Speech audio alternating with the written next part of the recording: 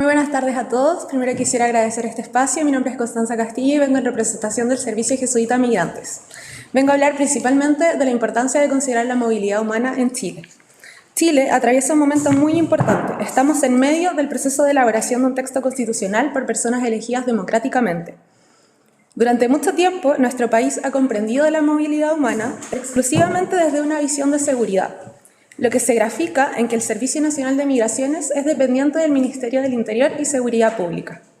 Hoy, en este proceso, tenemos la oportunidad de darle un lugar relevante a la movilidad humana en nuestra Constitución, considerando que, de acuerdo a cifras oficiales, la población extranjera viviendo en Chile corresponde a alrededor de un 7,5%. La Organización Internacional para las Migraciones define la movilidad humana como la movilización de personas de un lugar a otro en ejercicio de su derecho a la libre circulación. Se trata de un proceso complejo y motivado por diversas razones, voluntarias o involuntarias, que se realiza con la intencionalidad de permanecer en el lugar de destino por periodos cortos o largos. Este proceso implica el cruce de los límites de una división geográfica o política dentro de un país o hacia el exterior. Es importante darle un lugar relevante a la movilidad humana en la Constitución desde una perspectiva de derechos fundamentales.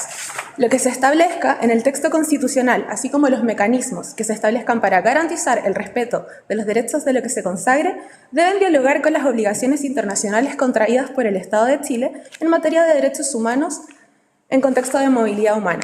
Entre estos compromisos internacionales podemos encontrar la Convención Americana de Derechos Humanos, la Convención Internacional para la Protección de todos los trabajadores migratorios y sus familias, la Convención sobre el Estatuto de los Refugiados y la Convención sobre el Estatuto de los Apátridas.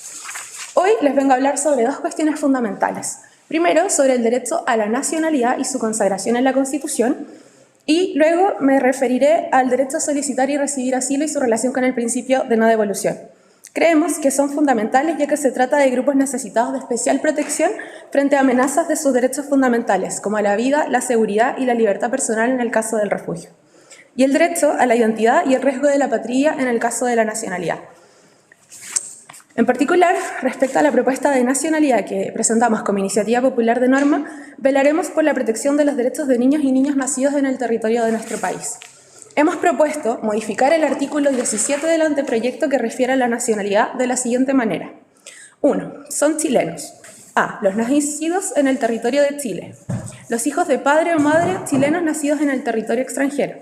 Los extranjeros que obtuvieran carta de nacionalización en conformidad a la ley. Los que obtuvieran especial gracia de nacionalización por ley. La ley reglamentará los procedimientos de opción por la nacionalidad chilena, de otorgamiento, negativa y cancelación de las cartas de nacionalización y formación de un registro de todos estos actos. La ley otorgará facilidades para la nacionalización de las personas apátridas y refugiadas. Principalmente, nuestra modificación la hemos presentado porque no queremos que a nadie se le excluya del derecho a una nacionalidad, en especial a ningún niño o niña. La nacionalidad es un derecho fundamental que consiste en el vínculo existente entre una persona y un determinado Estado, que asigna derechos y obligaciones para ambas partes. Los criterios para el reconocimiento de la nacionalidad chilena afectan directamente los derechos de las personas en muchos ámbitos de su vida, encontrándose actualmente vigentes en Chile el reconocimiento por ius solis, ius sanguinis, entre otras formas de reconocimiento. La Constitución actualmente vigente establece un principio general de reconocimiento de la nacionalidad chilena a aquellas personas que nacen dentro del territorio de Chile en su artículo 10, número 1. Sin embargo, esta misma establece una excepción al principio general consistente en que no se reconoce la nacionalidad chilena a quienes, pese a nacer en el territorio, son hijos de extranjero transeúnte.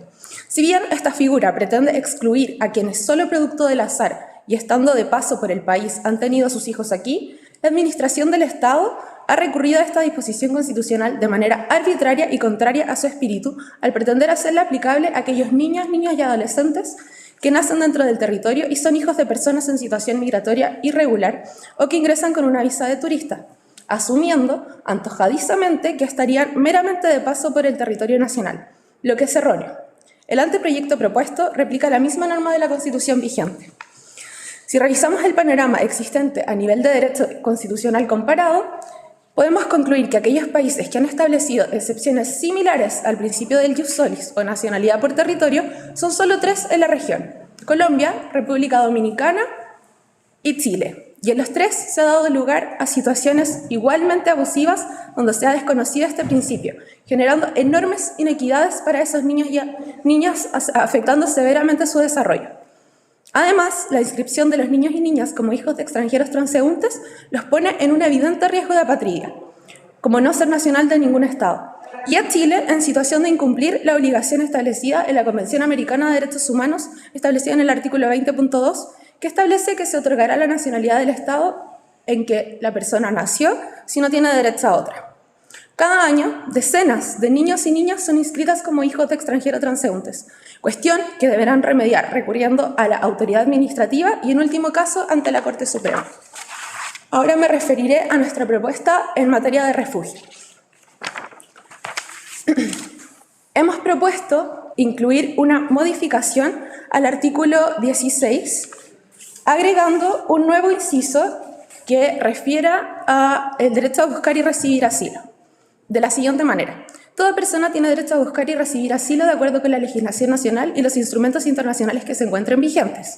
Una ley regulará el procedimiento de solicitud y reconocimiento de la condición de refugiado, así como las garantías y protecciones específicas que se establezcan en favor de las personas solicitantes de asilo o refugiadas. Ninguna persona solicitante de asilo o refugiada será regresada por la fuerza a la frontera o al territorio del país de nacionalidad o residencia habitual en caso de ser apatria o a cualquier otro donde su vida, libertad o seguridad peligren, a causa de su raza, religión, nacionalidad, pertenencia a un determinado grupo social u opinión política, o bien por la existencia de una situación de violencia generalizada, la agresión extranjera, los conflictos internos, la violación masiva de los derechos humanos u otras circunstancias que hayan perturbado gravemente el orden público en dicho país. La prohibición anterior comprende cualquier medida de rechazo en frontera, deportación, expulsión, extradición y devolución, sea directa o indirecta. De conformidad con la prohibición de no devolución bajo el derecho internacional de los derechos humanos, ninguna persona será trasladada a otro país si esto ha de exponerla a graves violaciones de los derechos humanos. En particular, la privación arbitraria de la vida, la tortura u otros tratos o penas crueles, inhumanos o degradantes. Creemos que es importante incluir esta norma en la Constitución. El derecho a buscar y recibir asilo es un derecho humano fundamental que protege la vida de las personas que no pueden obtener la protección de su Estado en su estado de nacionalidad o de residencia habitual. El derecho a buscar y recibir asilo está consagrado en varios instrumentos internacionales y hace parte de las obligaciones estatales de brindar protección internacional a las personas refugiadas, de acuerdo con la Convención de 1951, su protocolo de 1967 y los instrumentos regionales sobre derechos de los refugiados. Por su parte, la Convención Americana dispone en su artículo 22.7 que toda persona tiene el derecho a buscar y recibir asilo en territorio extranjero, en caso de persecución por delitos políticos o comunes, conexos con los políticos y de acuerdo con la legislación de cada Estado y los convenios internacionales. Además de ser Estado parte de los tratados sobre derechos humanos y protección de las personas refugiadas enunciados anteriormente, en abril del año 2010 la República de Chile promulgó la Ley 20.430 sobre protección de personas refugiadas. Los bajos números de reconocimiento en la condición de refugiados son indicio de la necesidad de que haya un mandato constitucional sobre proteger a quienes huyan de sus países de origen. Es crucial para un efectivo goce de este derecho la vigencia del principio de no devolución, bajo el cual una persona que solicita asilo no puede ser devuelta al país de su residencia o nacionalidad, puesto que la expondría a potenciales vulneraciones a su vida, a su integridad física o psíquica, entre otras consideraciones. Es imperioso que la nueva Constitución, honrando los compromisos internacionales adquiridos por el Estado de Chile, consagre dentro de su articulado el derecho a buscar y recibir asilo y el principio de no devolución, que no se incluye en el anteproyecto propuesto por el Comité de Expertos, de manera tal que todas las personas que busquen asilo en Chile puedan acceder a él bajo un procedimiento a cargo de la Administración que se rija bajo los estándares del debido proceso. Muchas gracias. Muchas gracias, Constanza Sofía Castillo Muñoz. Agradezco su presencia y participación en este acto significativo para el desarrollo de nuestra nueva Constitución. Muy agradecido. Gracias.